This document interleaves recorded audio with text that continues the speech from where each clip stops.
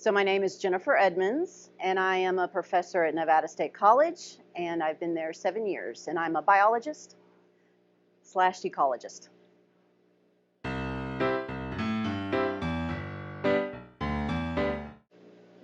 What is your level of education? So I have a PhD, and I've had that for about 17 years.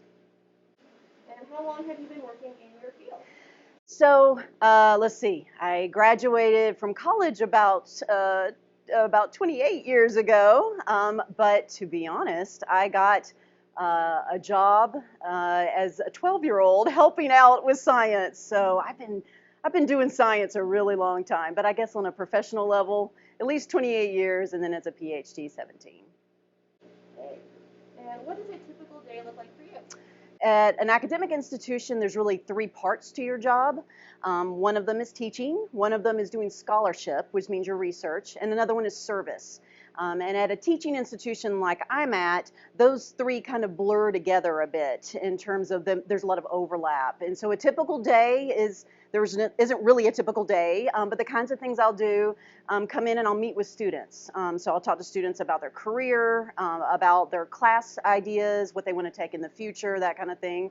I definitely spend time teaching each week. And so I have to do some preparation for that, make sure I've got my lecture together, but we try to do a lot of experiential learning at Nevada State. So we'll get a lot of materials together for hands-on learning activities or strong conversations with peers, those kinds of things. And then I'll have committee work that I do, and so that committee work thankfully has been really rewarding. A lot of times it's things like planning curriculum at the school, so planning different classes we might offer in the future. Or right now, a big part of what I'm doing in terms of service at Nevada State is looking at sustainability issues. So how can we make our school better able to manage resources like water and energy? Okay. Awesome. Next question. What would you say is the best part of your profession? So the interaction with the students is definitely what gives me the most energy and gives me the most drive to get up in the morning. In terms of doing science with the students, my favorite part is analyzing the data.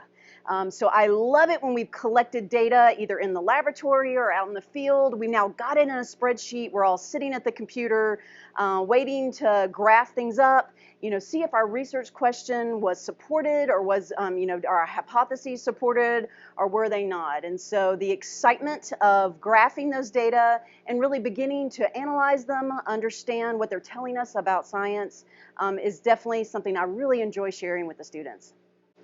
Okay. And on the other hand, what is the most challenging part of it? So kind of there's two ways to answer that. One is when it comes to the teaching side of things, it's grading.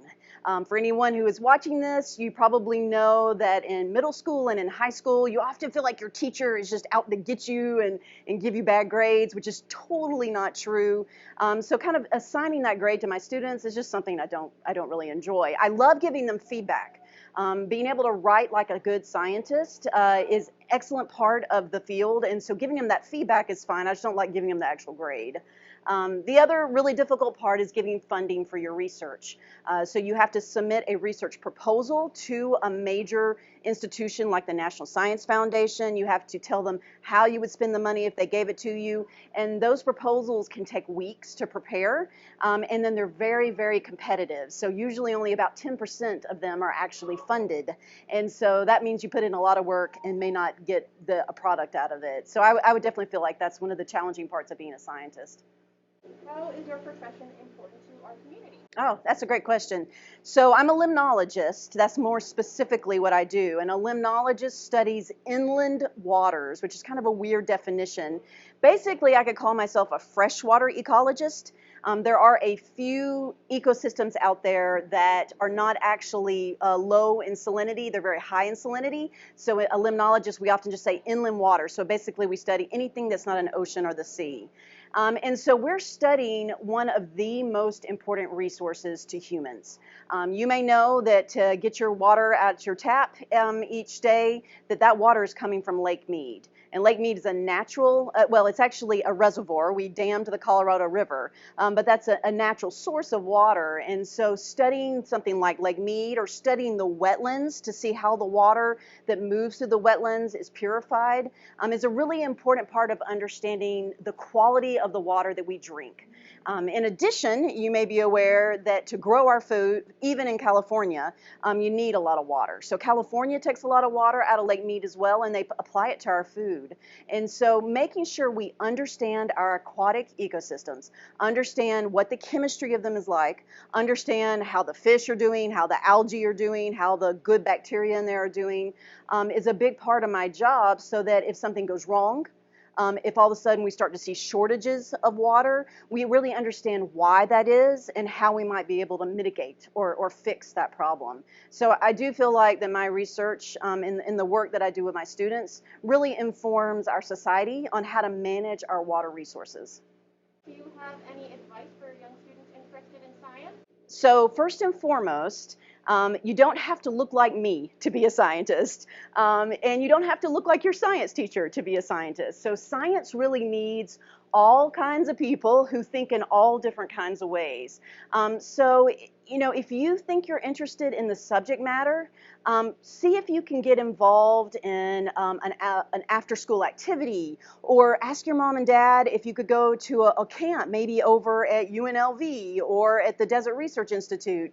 Go to the Science, Technology, and Science Week that we have here in Las Vegas once we're back to doing that. So explore your options. Don't worry if you don't feel like you're smart enough or you're not nerdy enough. That's actually a complete that's a falsehood. It turns out that all scientists really struggle and work hard to understand the content, the subject matter. We all had to work in school. None of us are super geniuses. We care. We want to know more about the science, and so we work hard to learn it. And so don't get discouraged. If your grades aren't great in science, that does not mean that you can't be a scientist. You just need the passion. You actually have to care about the subject, of course. But look for opportunities. There's oftentimes, even here at the Natural History Museum, there's a lot of opportunities to learn more about science in a really fun and creative way. Not all science is just, sitting at a computer. Not all science is being in a laboratory. There's a huge diversity of ways you can be a scientist. So get on the internet and explore and find free opportunities to try out science on your own.